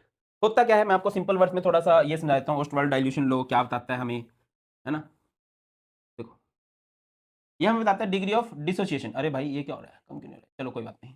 जैसे कि मान के चलो हमारे पास कोई ना इलेक्ट्रोलाइट है, AB नाम का एक इलेक्ट्रोलाइट है, ये डिसोशिएट हो जाएगा, किसके अंदर डिसोशिएट होगा, आयंस के अंदर, A positive and B negative के अंदर। समझना इस बात को ध्यान से, अगर मैं टाइम को 0 रखूं, एट टाइम 0 इसकी कंसंट्रेशन होगी, है ना, रिएक्टेंट तो होता ही है भैया, आटे से रोटी बना रहे हो तो इनिशियली आटा होगा, रोटी तो नहीं होगी, है ना, तो प्रोडक्ट कितना हो जाएगा 0 0। एट इक्विलिब्रियम, इक्विलिब्रियम मतलब रिएक्शन थोड़ी आगे चली है, रिएक्टेंट से प्रोडक्ट बना है, इस C में से C अल्फा कम हो गया, तो कितना होगा बेटा, जब C में से C अल्फा कम होगा, ये C के पार्ट है, ये बनेगा C अल्फा और ये बनेगा C अल्फा, जितने भी होते हैं यहाँ पे। अगर यहाँ पर 2B नेगेटिव बन जाता तो 2 टाइम्स ऑफ C अल्फा बन जाता, यहाँ पे 3B नेगेटिव होता 3 टाइम्स ऑफ C अल्फा बन जाता। इसमें से C अल्फा कम होगा और प्रोडक्ट उसी प्रोपोर्शन में बनता चला जाएगा, जितना यहाँ पे कम होगा, यहाँ पे देख लेना कितने उसके मोल्स हैं, कितने पार्टिकल्स हैं, उतनी C अल्फा बन जाएगा। अब यहाँ से आपको K निकालना है, K का मतलब क्या होता है, इक्विलिब्रियम कांस्टेंट। फॉर्मूला क्या होता है इसका, फॉर्मूला होता है molar concentration of product A positive यहाँ पर, B नेगेटिव बाय यहाँ पर आ जाएगा AB। A पॉजिटिव की कंसंट्रेशन कितनी है C अल्फा और B पॉजिटिव की कंसंट्रेशन कितनी है C अल्फा, बाय में C माइनस C अल्फा, इसमें C को कॉमन ले लें तो आ जाएगा 1 माइनस अल्फा, ये क्या हो जाएगा C स्क्वायर अल्फा स्क्वायर और ये C 1 माइनस अल्फा, C से C कैंसिल, तो यहां से K क्या हो जाएगा भाई, K क्या हो जाएगा C alpha square 1 minus alpha.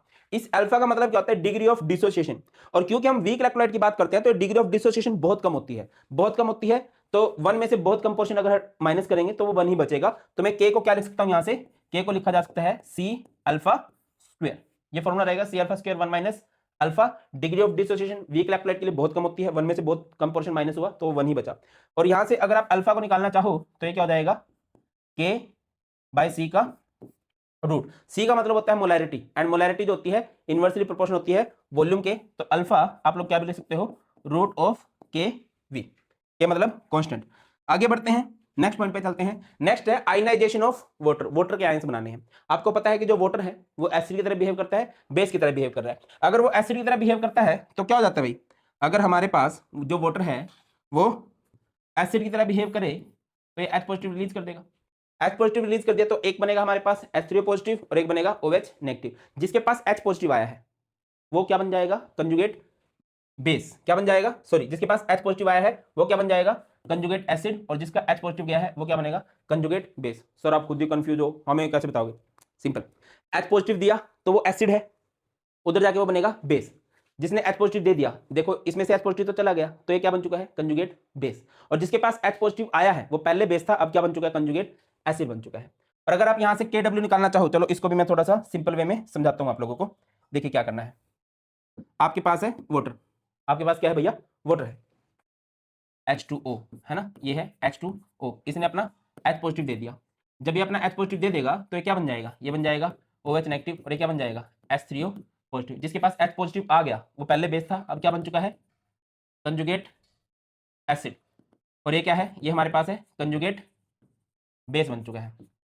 अब आप लोग यहाँ से K निकालोगे, K equilibrium constant, dissociation constant निकालोगे तो ये क्या होगा, प्रोडक्ट की कंसेंट्रेशन यहाँ पर OH negative H3O positive by में रिएक्टेंट की कंसेंट्रेशन, रिएक्टेंट क्या है, H2O एंड H2O। अब मेरी बात सुनो ध्यान से, जो वाटर होता है ना, वाटर होता है प्योर लिक्विड, प्योर लिक्विड की कंसेंट्रेशन होती है 1 मोलर, तो ये 1 इंटू 1 यहाँ पर ये रहेगा 1 ही रहेगा भाई, ये 1 इंटू 1 क्या रहेगा बेटा, 1 रहेगा। तो इसको मैं खत्म कर सकता हूं और यहाँ पर ये क्या हो जाएगा, KW को क्या लिख सकते हो आप लोग, H पॉजिटिव, और इधर H पॉजिटिव नहीं, क्या लिख सकते हो, OH नेगेटिव, और इधर आ जाएगा H3O पॉजिटिव। KW का मतलब क्या है, KW का मतलब क्या है भाई, KW का मतलब क्या होता है, डिसोसिएशन कांस्टेंट ऑफ वाटर, या फिर आयनाइजेशन कांस्टेंट ऑफ वाटर, या आयनाइजेशन प्रोडक्ट ऑफ वाटर होता है। याद रखिए at 298 kelvin concentration of H positive equal होती है कंसंट्रेशन ऑफ OH नेगेटिव के, और वो एक्चुअल में कितनी होती है, 10 की पावर -7 मोलर होती है।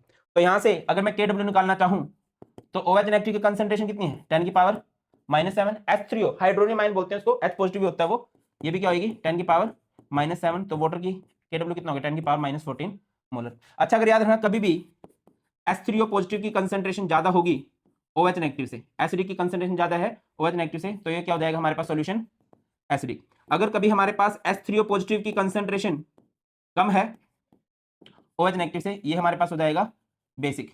और अगर कभी H3O पॉजिटिव इक्वल हो जाएगा OH नेगेटिव के, तो ये हमारे पास हो जाएगा न्यूट्रल। क्या हो जाएगा भैया, ये हमारे पास न्यूट्रल हो जाएगा। क्लियर है बेटा, ये वाली बात है। आगे बढ़ते हैं, नेक्स्ट हमारे पास आ जाता है पीएच। पीएच का मतलब क्या होता है, पीएच की सिंपल सा मतलब होता है पावर ऑफ हाइड्रोजन, हाइड्रोजन की पावर निकालनी है, और वो कैसे निकलेगी, negative logarithm of hydrogen ion concentration. अगर आपको कभी भी पी निकालना आ जाए, कभी भी आपको पी निकालना आ जाए, इसका सिंपल सा फॉर्मूला मैं बताता हूं क्या होता है। आपको निकालना है पीएच, तो इसका फॉर्मूला क्या रहेगा, negative log of H positive. अगर आपको कभी भी निकालना आ जाए पीओएच, तो ये क्या हो जाएगा, negative logarithm of O H negative. अगर आपको कभी भी निकालना आ जाए पीकेए, तो इसका फॉर्मूला क्या बनेगा, नेगेटिव लोगेरिथम ऑफ के। अगर आपको कभी भी निकालना आ जाए पीकेबी, तो ये क्या हो जाएगा, negative logarithm of KB. Getting my point on note, P कभी भी आ जाए तो नेगेटिव लोग लगा देना, और उसके बाद जिसका पी निकालना है, एच का निकालना तो नेगेटिव लोग ऑफ एच, ओएच का निकालना तो नेगेटिव लोग ऑफ ओएच, इस तरह से निकाल लोगे। ठीक है, अब अगली बात, 2-3 बातें और याद रखनी है आप लोगों ने।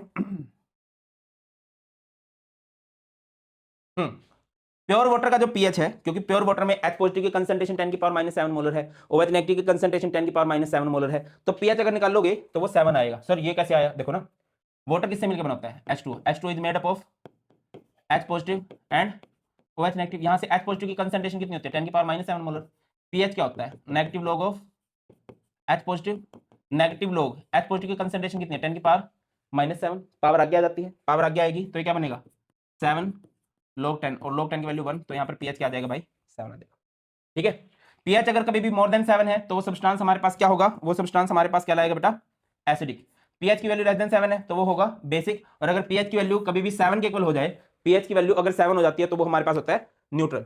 अच्छा केडब्ल्यू क्या होता है, H3O पॉजिटिव इंटू में OH नेगेटिव, 10 की पावर -14। अगर आप हर जगह नेगेटिव लॉग कर दो, negative log of केडब्ल्यू, negative log of H3O positive, negative log of OH negative, negative log यानी कि पीकेडब्ल्यू पीएच पीओएच क्या हो जाएगा, 10 की पावर, इसका भी क्या हो जाएगा, नेगेटिव लॉग ऑफ 10 की पावर -14, पावर आ जाएगी +14 लॉग 10। क्या होता है केडब्ल्यू में, डिसोसिएशन कांस्टेंट ऑफ वाटर में पीएच भी देखना है, पीओएच भी देखना है, तो पीएच 7 पीओएच भी 7, तो वो टोटल कितना हो जाएगा, 10 की पावर 14 हमारे पास आंसर आ जाएगा भाई। क्लियर है? आगे मूव करें। जैसे कि क्वेश्चन देखो, अच्छा क्वेश्चन दे रखा है, ध्यान दीजिएगा। The concentration of hydrogen ion in a sample of soft drink is this 10 की पावर 3.8 इंटू 10 की power -3 molar. What is it's pH? PH कैसे निकलेगा? Negative log of concentration. Log के फॉर्मूलाज आप लोगों को पता होंगे। लॉग अगर m इंटू एन है तो ये क्या हो जाएगा? Log m plus log n। Log m ये 3.8 है और लॉग ये 10 की पावर -3 है। 3.8 को सोल्व करोगे तो ये 0.58 आएगा, ये पावर आगे आ जाएगी, ये -3 माइनस अंदर जाएंगे तो ये क्या हो जाएगा भाई? इंडियन हमारा आंसर आ जाएगा 2.48। मैथ्स है, कर लेना, इतना मुश्किल नहीं है ये। आगे बढ़ते हैं। नेक्स्ट है हमारे पास ionization constant of weak acid या ionization constant of weak acid. कोई भी एसिड जो होता है क्या होता है? एसिड को आप लोग कैसे लिख सकते हो अगर आप लिखना चाहो तो? देखो मैं इधर लिख देता हूं। अगर मेरे पास है एसिड HX, वो डिसोशिएट हो जाएगा किसमें? H पॉजिटिव में एंड X नेगेटिव में। तो यहां से अगर आप Ka लिखना चाहो, Ka मतलब डिसोसिएशन कांस्टेंट ऑफ एसिड, तो ये क्या आएगा? ऊपर की तरफ प्रोडक्ट होता है H positive X negative, by में आता है रिएक्टेंट। रिएक्टेंट क्या है बेटा? HX है। ठीक है, Ka का मतलब क्या होता है? डिसोसिएशन कांस्टेंट और आयनाइजेशन कांस्टेंट ऑफ एसिड। याद रखना कभी भी Ka की वैल्यू बढ़ रही है मतलब एसिडिक स्ट्रेंथ बढ़ रही है, और अगर कभी भी Pka की वैल्यू बढ़ रही है तो एसिडिक स्ट्रेंथ हमारी घट रही है। Pka जो होता है वो नेगेटिव लॉग ऑफ के होता है, मैंने आपको भी बता दिया। इसके अलावा एसिडिक स्ट्रेंथ आपसे पूछ ली जाती है, out of HF and HI किसकी एसिडिक स्ट्रेंथ ज्यादा होगी? एसिड का मतलब होता है कौन H पॉजिटिव इजीली रिलीज करेगा। ठीक है, अब आप ध्यान दो, HF होता है ऐसे, HCl होता है ऐसे, HBr होता है ऐसे और HI होता है ऐसे। बड़े बॉन्ड इजीली टूटते हैं, और जो बॉन्ड इजीली टूटेगा मतलब वो इजीली H पॉजिटिव देगा, तो इनमें से कौन H पॉजिटिव को इजीली रिलीज कर सकता है? Obviously HI। साइज इंक्रीज होगा, एसिडिक स्ट्रेंथ भी इंक्रीज होगी। अगर आपसे कोई पूछे out of CH4 NH3 H2O HF which is better acid, which is a strong acid, तो यहां पर आएगा हमारे पास HF is a strong acid. Sir HF strong acid क्यों होगा? दो बातें याद रखनी है, साइज ज्यादा होना चाहिए, इलेक्ट्रॉन एक्टिविटी ज्यादा होनी चाहिए। क्या होती है इलेक्ट्रॉन एक्टिविटी? इलेक्ट्रॉन को खींचने की पावर। और एसिड क्या होते हैं? जो इलेक्ट्रॉन्स को एक्सेप्ट करते हैं, जो इलेक्ट्रॉन्स को खींचते हैं। इलेक्ट्रॉन एक्टिविटी मतलब इलेक्ट्रॉन को खींचना, और जो इलेक्ट्रॉन खींचते हैं बढ़िया एसिड होते हैं। तो यहां पर सबसे बढ़िया एसिड कौन सा होगा भाई? HF हमारे पास सबसे बढ़िया एसिड हो जाएगा। आगे बढ़ते हैं। Ionization constant of weak base, base की बात कर लेते हैं। जैसे कि हमारे पास है BOH, इसको ब्रेक डाउन कर देंगे, क्या हो जाएगा? B positive and OH negative. अगर यहां से KB लिखो, KB का मतलब डिसोसिएशन कांस्टेंट ऑफ बेस, क्या लिखा जाएगा? इधर B पॉजिटिव, बेटा ऊपर की तरफ देखो, इक्विलिब्रियम चैप्टर खत्म होने को आया है, एक ही बात हम बार बार लिख रहे हैं। ऊपर की तरफ प्रोडक्ट होता है और नीचे की तरफ क्या होता है भाई? नीचे की तरफ हमारे पास रिएक्टेंट होता है। याद रखिए कभी भी KB की वैल्यू बढ़ती है, KB की वैल्यू बढ़ती है मतलब बेसिक स्ट्रेंथ बढ़ती है। क्या बढ़ती है? Basic strength. और अगर कभी भी PKB की वैल्यू बढ़ती है तो बेसिक स्ट्रेंथ हमारे पास घट जाती है, बेसिक स्ट्रेंथ हमारे पास घट जाती है। ये सिंपल सी बात आप लोगों ने। नेक्स्ट टॉपिक की तरफ बढ़ते हैं। नेक्स्ट टॉपिक है हमारे पास आयनाइजेशन ऑफ पॉलीबेसिक एसिड या फिर पॉलीप्रोटिक एसिड। ऐसे एसिड जिसमें बहुत सारे प्रोटॉन्स होते हैं, उनकी अगर हम आयनाइजेशन करें तो होगा क्या? Acids which have more than one ionizable proton per molecule, उन्हीं को हम लोग क्या बोलते हैं? पॉलीबेसिक एसिड्स या फिर पॉलीप्रोटिक एसिड। फॉर एग्जांपल हमारे पास है सल्फ्यूरिक एसिड, जिसका फॉर्मूला होता है H2SO4। इसमें रिलीज करने के लिए दो प्रोटॉन होते हैं, एक से ज्यादा प्रोटॉन होने चाहिए। इसके अलावा हमारे पास हो गया फॉस्फोरिक एसिड H3PO4, इसमें भी दो प्रोटॉन हो गए। कार्बोनिक एसिड H2CO3, जैसे हमने एक एसिड लिया H2X, ये बन गया H positive and HX negative. अच्छा, इसका जो डिसोसिएशन कांस्टेंट होगा फर्स्ट प्रोटॉन को रिलीज करने के बाद वो होगा Ka1। फिर इसमें से एक और प्रोटॉन निकाल लो, निकाल लिया, इस HX नेगेटिव में से जब एक और प्रोटॉन निकलेगा तो ये बन जाएगा X2 नेगेटिव, ये बन जाएगा Ka2। अब हमेशा देखा गया कि जो Ka1 था वो ज्यादा होता है Ka2 से, और अगर कोई मान लो एक और प्रोटॉन रिलीज कर सकता है तो वो ज्यादा होगा Ka3 से। बात समझ में तो नहीं मैंने क्या बोली है? तुम्हें आएगी नहीं, मैं बताता हूं। जैसे कि हमारे पास एक एसिड है H2SO4, आप लोगों ने इसको ब्रेक डाउन कर दिया किसमें? H पॉजिटिव में एंड HSO4 नेगेटिव में। तो यहां से Ka1 आएगा ना, प्रोडक्ट बाय रिएक्टेंट करके Ka1 की कुछ वैल्यू आएगी, जो भी आएगी, जो भी आ जाएगी। ठीक है, अब हमारे पास HSO4 नेगेटिव है, इसको ब्रेक डाउन कर लोगे, इसमें से H पॉजिटिव निकाल लोगे। H पॉजिटिव निकाल लिया तो ये क्या बन गया भैया? जब इसमें से एक और पॉजिटिव पोर्शन निकलेगा तो यहाँ पर हमारे पास SO4 पे कितना चार्ज आएगा? 2 नेगेटिव, ये बन जाएगा Ka2, जो भी इसकी वैल्यू आएगी। तो देखो बेटा, पहले प्रोटॉन रिलीज करना इजी होता है, बाद में प्रोटॉन रिलीज करना मुश्किल है, क्योंकि एक नेगेटिव आयन है, अनायन है, इस पे नेगेटिव चार्ज ज्यादा है, नेगेटिव चार्ज देना चाहेगा, पॉजिटिव चार्ज देना नहीं चाहेगा। ठीक है, इधर H पॉजिटिव बहुत ज्यादा रिलीज होंगे, न्यूट्रल में से पॉजिटिव निकालना फिर इजी है, बहुत ज्यादा H पॉजिटिव रिलीज करेगा, ये H पॉजिटिव रिलीज ही नहीं करना चाहता। Getting my point? तो यहां पर ज्यादा वैल्यू होगी किसकी भाई? Ka1 की ज्यादा वैल्यू होगी हमेशा Ka2 से। एक अनायन में से पॉजिटिव आयन को निकालना बहुत मुश्किल है, ठीक है, दैट्स वाई Ka2 की वैल्यू बहुत कम है। के देखो Ka एक वैल्यू किस पे डिपेंड करेगी, H पॉजिटिव पे, और H पॉजिटिव तो इसमें बहुत कम बनेंगे, इसमें H पॉजिटिव बहुत ज्यादा बन रहे हैं। क्लियर, आगे बढ़ते हैं। नेक्स्ट टॉपिक है हमारे पास कॉमन आयन इफेक्ट। नाम से ही क्लियर है, एक कॉमन आयन है। होगा क्या, कॉमन आयन से होता क्या, समझिए। The suppression in degree of dissociation of a weak electrolyte by adding a strong electrolyte having a common ion. आप एक वीक इलेक्ट्रोलाइट लोगे, वो उसको डिसोशिएट करोगे तो वो आयंस में डिसोशिएट हो जाएगा। फिर एक स्ट्रॉन्ग इलेक्ट्रोलाइट लोगे, उसको डिसोशिएट करोगे तो वो भी आयंस में टूटेगा। तो उन दोनों में ना, स्ट्रॉन्ग इलेक्ट्रोलाइट में भी वीक इलेक्ट्रोलाइट में भी एक कॉमन आयन होगा। तो प्रोडक्ट साइड में ना, प्रोडक्ट साइड में एक कॉमन आयन बढ़ गया, और जब प्रोडक्ट साइड में कंसंट्रेशन बढ़ गई है, फ्लो उल्टा होगा, रिएक्शन उल्टी होने लगेगी, रिएक्टेंट की साइड जाने लगेगी, बैकवर्ड होने लगेगी रिएक्शन।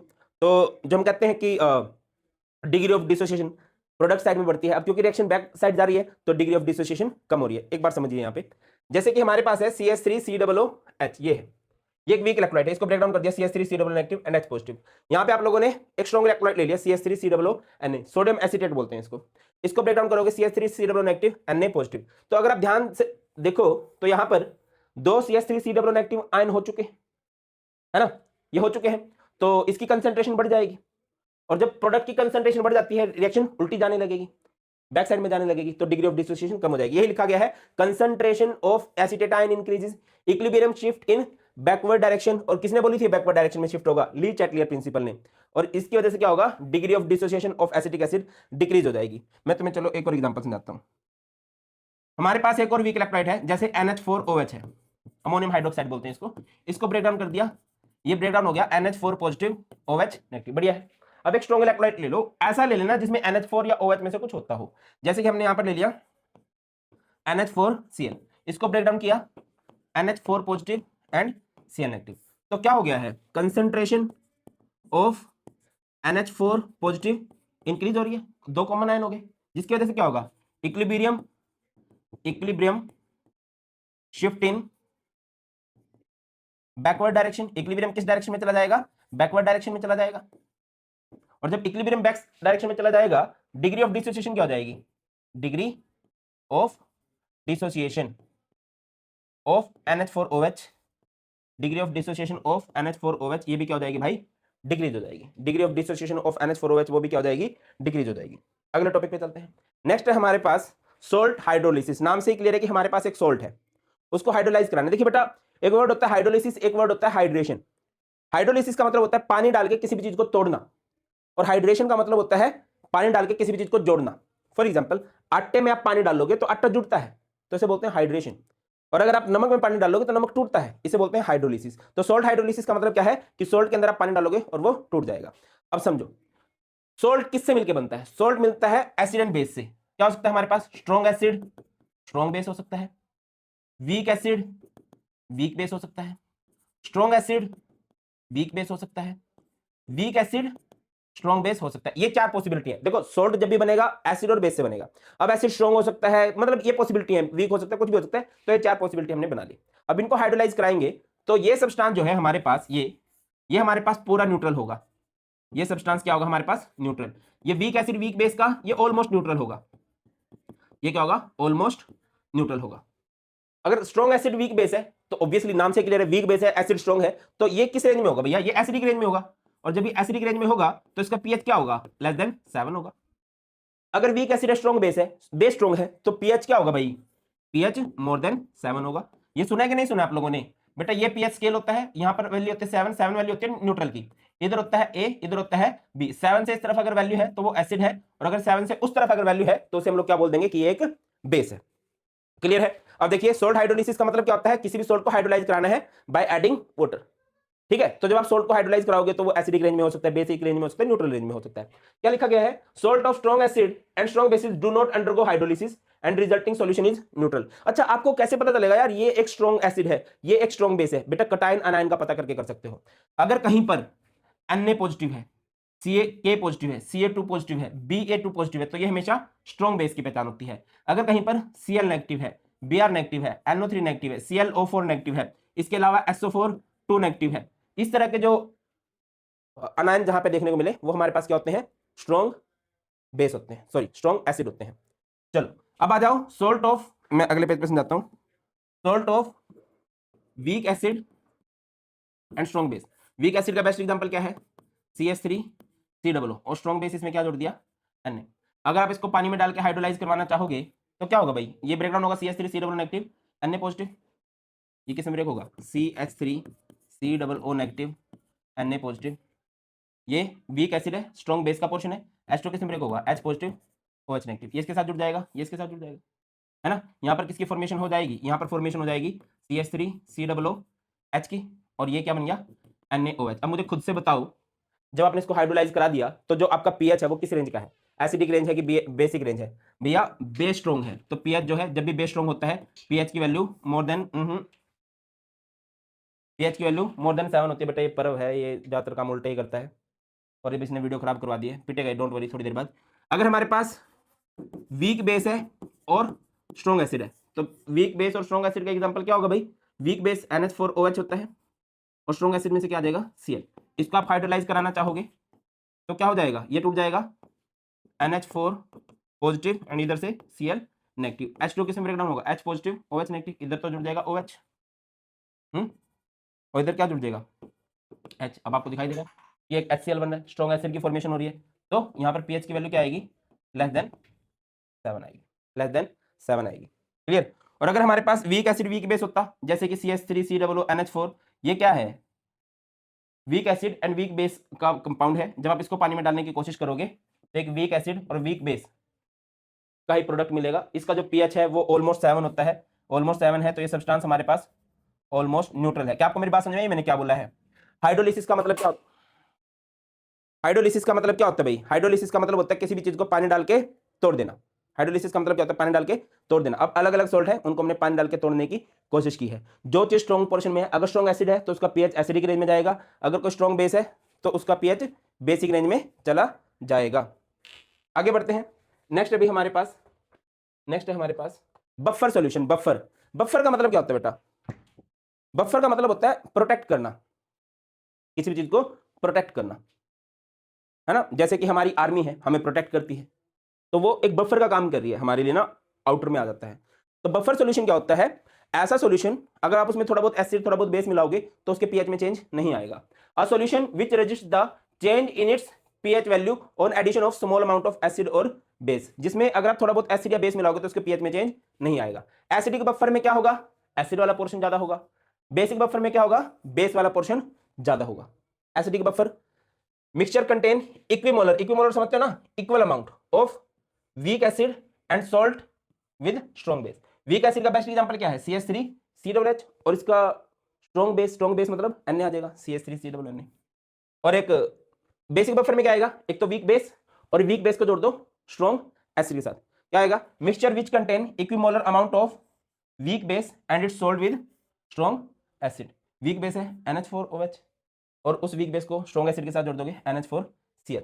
अच्छा, एक और बड़ा फेमस एग्जांपल होता है हमारे पास बफर का एक और बहुत बढ़िया एग्जांपल है CH3COO NH4। इसको बोलते हैं अमोनियम एसीटेट, ऑलमोस्ट न्यूट्रल है। अब अगर कोई बंदा आए, वो बोले यार मैं तो ना इसमें एसिड डाल लूंगा, या मैं तो इसमें ना बेस डाल लूंगा, तो बताओ भाई एसिड का मतलब क्या आएगा? बहुत सारे H पॉजिटिव आयन आएंगे, तो यहाँ से क्या बनेगा? CH3COOH, और इधर क्या बनेगा? NH4 positive. इसको ब्रेक डाउन कर दो, बेस का मतलब क्या आएगा? OH negative. ये OH नेगेटिव किसके साथ जुड़ेगा बेटा? इसको तोड़ के देख लो ना, ये पोर्शन किस में टूटेगा? CH3COO negative NH4 positive. तो अगर बेस डाल रहा है तो बेस यानी OH नेगेटिव किसके साथ जुड़ेगा? इन दोनों में से इसके साथ। तो ये क्या बनेगा? CH3COO negative and NH4OH। तो बफर सॉल्यूशन क्या होता है? जो पीएच में ज्यादा चेंज नहीं होने देते। मतलब अगर थोड़ा अमाउंट ऑफ एसिड या बेस मिलाया गया है, जैसे कि इसमें आपने थोड़ा सा अमाउंट एसिड मिला दिया, तो CH3COOH के साथ CH3COOH की फॉर्मेशन हो जाएगी, एक वीक एसिड की फॉर्मेशन हो रही है। और जब वीक एसिड की फॉर्मेशन हो रही है तो पीएच में ज्यादा चेंज नहीं आएगा। इधर किसी फॉर्मेशन हो रही है, एक वीक बेस की फॉर्मेशन हो रही है, वीक एसिड या वीक बेस पीएच में ज्यादा चेंज नहीं आता है, तो पीएच में ज्यादा चेंज नहीं आएगा। और यही काम किसका है भाई? यही काम किसका है? बफर सॉल्यूशन का। क्या होता है बफर सॉल्यूशन? जो पीएच में चेंज नहीं होने देते। कब? अगर थोड़ा बहुत एसिड या थोड़ा बहुत बेस मिलाया है तो इनके पीएच में चेंज नहीं। चलिए last topic of this chapter पढ़ते हैं, सोल्युबिलिटी प्रोडक्ट। क्या होता है सोल्युबिलिटी प्रोडक्ट? डिसॉल्विंग स्पेरिंगली का मतलब होता है बहुत कम सा सोल्यूबल सब्सटेंस है, soluble salt in water to form a saturated solution. एक कम सा सोल्यूबल सब्सटेंस था, उसको हमने पानी में डाल दिया और क्या बना दिया, सैचुरेटेड सॉल्यूशन बना दिया। क्या होता है सैचुरेटेड सॉल्यूशन? जैसे कि पानी लो, पानी में चीनी घोल लो और चीनी तब तक घोलते रहो जब तक उसमें चीनी घुलना बंद ना हो जाए, मतलब मैक्सिमम लिमिट पर जब पहुंच जाता है, मतलब उसके बाद आप सोल्यूट मिक्स नहीं कर सकते। जैसे मैं एग्जांपल देता हूं, आप शादियों में जाते हो, है ना? अब शादियों में क्या होता है, जितने का भी शगन डालना होता है कोशिश करते हैं उससे ज्यादा का वसूल करके आए हम लोग, या भंडारे में खाना खा रहे हैं तो भाई फुल यहां तक रज के आते हैं, तो उस टाइम हम लोग क्या बन चुके होते हैं, सैचुरेटेड सॉल्यूशन। क्या होता है saturated solution? In which no more solute can be dissolve. तो एक स्पेरिंगली सोल्यूबल सॉल्ट है, उसको पानी में डाल लेंगे तो वो घुलना स्टार्ट करेगा और तब तक घोलते रहेंगे उसको जब तक एक सैचुरेटेड सॉल्यूशन ना बन जाए। ठीक है, तो क्या हो जाता है, हमारे पास एक इक्विलिब्रियम आ जाता है किसके बीच में, अनडिसॉल्व्ड सॉलिड के बीच में एंड सैचुरेटेड सॉल्यूशन के बीच में। जैसे कि ए बी नाम का एक सॉलिड है, समझना, इसको पानी में डाल दिया तो हमारे पास आयंस बन गए, ए पॉजिटिव बी नेगेटिव। तो इसकी भी कुछ सॉल्युबिलिटी होगी और इसकी भी कुछ सॉल्युबिलिटी होगी। तो अगर आप इसका सॉल्युबिलिटी प्रोडक्ट निकालना चाहोगे तो क्या होगा भाई, ऊपर की तरफ क्या होता है, product A positive B negative, और नीचे की तरफ क्या होते हैं, रिएक्टेंट। रिएक्टेंट क्या है, एक तो वो सॉलिड सब्सटेंस ही है और उसको पानी में डिसॉल्व कराया है। तो ये बात आपको भी पता है कि जो पानी है वो तो प्योर लिक्विड होता है, और प्योर लिक्विड की तो जो मोलर, प्योर सॉलिड हो या प्योर लिक्विड हो, उसकी मोलर कंसंट्रेशन 1 मोलर होती है। तो यहाँ से KSP क्या आ जाएगा भाई, KSP आ जाएगा यहाँ से, इसकी सॉल्युबिलिटी है S, इसकी सॉल्युबिलिटी है S, ये आ जाएगा S का स्क्वायर। मैं एक बार थोड़ा सा क्लियर कर देता हूँ क्योंकि ना इससे रिलेटेड क्वेश्चन पेपर में बन जाते हैं। जैसे कि हमारे पास एक सब्सटेंस है AB2, समझना इस बात को ध्यान से, अगर आप इसको पानी में डालोगे तो किस में टूटेगा, A2 positive and 2B negative. इसकी सॉल्युबिलिटी कितनी होगी, S। याद है वो ओस्टवाल्ड डाइल्यूशन लो था, ये C अल्फा बनेगा, ये कितना बनेगा, ये 2 टाइम्स होगी इसकी सॉल्युबिलिटी। अगर आप इसका सॉल्युबिलिटी प्रोडक्ट निकाल लोगे KSP तो क्या होता है, concentration of A2 positive and concentration of 2B negative raise to the power, 2B negative नहीं, रेज टू द पावर इसका कोफिशिएंट 2। तो ये क्या हो जाएगा, A2 पॉजिटिव की सॉल्युबिलिटी कितनी है S, और B नेगेटिव की सॉल्युबिलिटी कितनी है 2S, इसका कोफिशिएंट। तो ये क्या बनेगा, S, S की पावर 2, तो ये क्या बन जाएगा 4S की पावर 3। बात तो नहीं समझ में मैंने क्या बोली है। जैसे कि हमारे पास एक सब्सटेंस है X2Y3, ठीक है, यहाँ पर X कितना है 2X है, इस पे चार्ज आएगा 3 पॉजिटिव, चार्ज क्रिस क्रॉस हो जाता है, इस पे 3 पॉजिटिव होगा, इस पे 2 नेगेटिव होगा, ये आ गया 3Y 2 नेगेटिव। इसकी सॉल्युबिलिटी कितनी होगी भाई, जितने पार्टिकल्स हैं, जितने पार्टिकल्स इसके 2 पार्टिकल्स हैं तो इसकी 2S होगी और इसकी सॉल्युबिलिटी क्या आएगी 3S। अगर आप इसका सॉल्युबिलिटी प्रोडक्ट निकालना चाहोगे, सॉल्युबिलिटी प्रोडक्ट कैसे निकाला जाएगा, प्रोडक्ट की सॉल्युबिलिटी का प्रोडक्ट की सॉल्युबिलिटी क्या है 2S, इसकी सॉल्युबिलिटी है 2S raise to the power इसका कोफिशिएंट 2, इसकी सॉल्युबिलिटी क्या है 3S raise to the power इसका कोफिशिएंट। ये सॉल्युबिलिटी है, रेज टू द पावर इनका कोफिशिएंट लिखना है। अच्छा, एक और जरूरी बात समझ लीजिए, ये एनसीईआरटी में एक टेबल गिवन है, अगर आपकी सॉल्युबिलिटी S की वैल्यू ज्यादा आ रही है 0.1 मोलर से तो हम बोलेंगे कि ये सब्सटेंस यहां पर सॉल्युबल है। अगर आपकी सॉल्युबिलिटी ज्यादा है 0.01 से और कम है 0.1 से तो हम बोलेंगे कि ये सब्सटेंस जो है हमारे पास स्लाइटली सॉल्युबल है, ठीक ठाक सा सॉल्युबल है।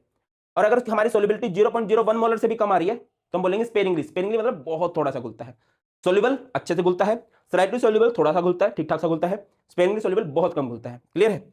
अब देखिए एक क्वेश्चन आ गया यार हमारे पास, calculate the solubility of A2X3 in pure water assuming that neither kind of ion react with water, the solubility product of A2X3 KSP is this। देखिए हमारे पास है A2X3, समझने की कोशिश करना, A2X3 को अगर मैं ब्रेक डाउन करूंगा पानी के अंदर डाल के तो अच्छा चार्ज क्रिस क्रॉस होता है बेटा, A पे कितना चार्ज आएगा 3 पॉजिटिव और X पे कितना चार्ज आएगा 2 नेगेटिव, और इसके पार्टिकल्स कितने हैं, इसके 2 पार्टिकल्स हैं, इसके कितने पार्टिकल्स हैं, इसके 3 पार्टिकल है। ये 9th 10th में सुना होगा आप लोगों ने, क्रिस क्रॉस वाला मेथड होता था। इसकी सॉल्युबिलिटी कितनी होगी, इसकी सॉल्युबिलिटी होगी 2S, इसकी सॉल्युबिलिटी कितनी होगी 3S। अगर आप सॉल्युबिलिटी निकालोगे, सॉल्युबिलिटी प्रोडक्ट कैसे निकाला जाता है, इनकी सॉल्युबिलिटी का प्रोडक्ट कर देना है। इसकी सॉल्युबिलिटी है 2S raise to the power coefficient, इसका कोफिशिएंट कितना है 2, इसकी सॉल्युबिलिटी कितनी है 3S raise to the power इसका कोफिशिएंट, तो ये क्या बन जाएगा 2S की पावर 2, 4S की पावर 2 बनेगा, ये 3 3 9 3 27, ये क्या बनेगा 27S की पावर 3, ये कितना बन गया 108S की पावर 5, और KSP सॉल्युबिलिटी प्रोडक्ट कितना दे रखा था इसका, हमें दे रखा है 1.1 इंटू 10 की पावर -23। तो यहाँ से सॉल्युबिलिटी निकाल लेंगे, कैसे आएगी 1.1 इंटू 10 की पावर -23 बाई 108। ठीक है, अब ये 5 है ना, तो इसकी पावर क्या हो जाएगी 1/5, और यहाँ से सॉल्युबिलिटी कितनी आ जाएगी हमारे पास 1 इंटू में 10 की पावर -5 मोल पर लीटर, मोलैरिटी में होती है तो मोल पर लीटर। तो ये बताओ, ये अब सोल्युबिलिटी की वैल्यू आ गई हमारी 1 इंटू 10 की पावर -5। अब आप लोगों ने कमेंट सेक्शन में बताना है ये सोल्यूबल है, स्लाइटली सोल्यूबल है या स्पेरिंगली सोल्यूबल है। मैं आपको पूरा बताऊं, 10 की पावर -5 का मतलब क्या है, 0.00001 मोलर। ये अब आप लोग मुझे बता देना ये क्या है। और यहाँ पे हमारा इक्विलिब्रियम चैप्टर खत्म होता है। मैंने सोचा था बहुत छोटी सी वीडियो बनाऊंगा, बट कुछ टॉपिक मुझे लगा कि नहीं थोड़ा सा डिटेल में समझाता हूँ, तो थोड़ी लेंथी वीडियो होगी है। और अगर आप चाहते हो कि क्वेश्चंस की वीडियो अलग से बना दूं और न्यूमेरिक क्वेश्चंस की वीडियो अलग से बना दूं या वन शॉट एक पूरा डिटेल ही करा दूं सर, कमेंट सेक्शन में बता देना, मैं करवा दूंगा। That's all in this video. बहुत जल्द मिलते हैं, ख्याल रखिए, God bless you all, please take care, जय हिंद।